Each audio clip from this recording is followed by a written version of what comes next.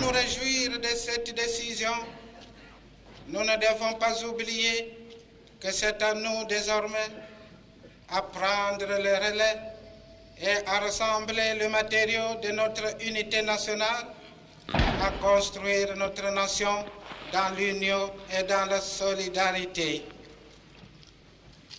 Nous disposons pour cela d'un large éventail de moyens, mais il faudra que nous nous en utilisions avec sagesse, sans hâte ni lenteur, avec le souci de s'adapter harmonieusement au rythme normal des choses, sans essouffler les populations par une marche trop rapide qui risquerait d'en laisser certaines hors d'haleine sur le bord de la route, mais sans se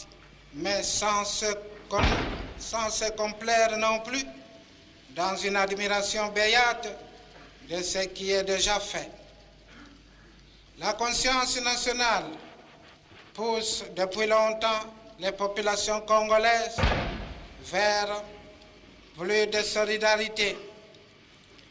Nous aurons à favoriser plus que jamais ces mouvements de rapprochement national.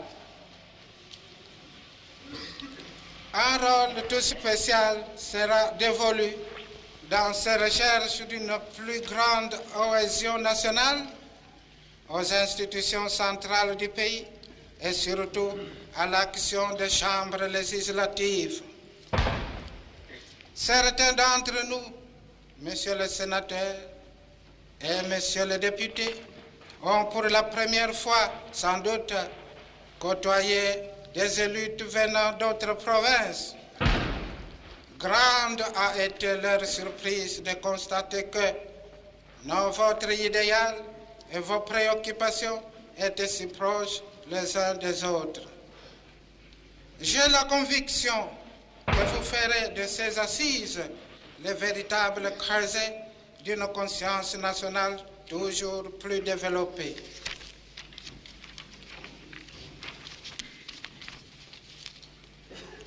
Nous saurons également, dans tout le pays, développer l'assimilation de ce que 80 ans de contact avec l'Occident nous avons apporté de bien. La langue, qui est l'indispensable outil de l'harmonisation de nos rapports. La législation, qui insensiblement a influencé sur l'évolution de nos coutumes diverses et les a lentement rapprochés, et enfin et surtout la culture. Une affinité fondamentale de culture rapproche déjà tous les Bantous. Aussi, le contact de la civilisation chrétienne et les racines que cette civilisation a poussées en nous permettront aux sens anciens revivifiés de donner à nos manifestations culturelles une originalité et un éclat tout particulier. Nous aurons à cœur de favoriser l'éclosion de cette culture nationale et d'aider toutes les couches de la population à en percevoir le message et à en approfondir la portée. Nous aurons là une mission essentielle à remplir, car la culture sera le véritable ciment de la nation. Cette recherche ainsi que la mise en place de matériaux destinés à notre unité nationale doit devenir la préoccupation dominante de tous. Aucun habitant de ce pays ne peut se refuser de participer à cette œuvre capitale.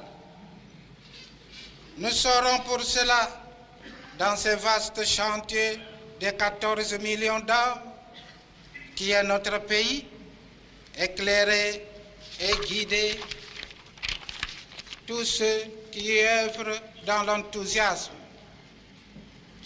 C'est cette communauté d'efforts, de plein et de travail qui achèvera le plus sûrement d'unir tous les Congolais en une grande, seule et solide nation.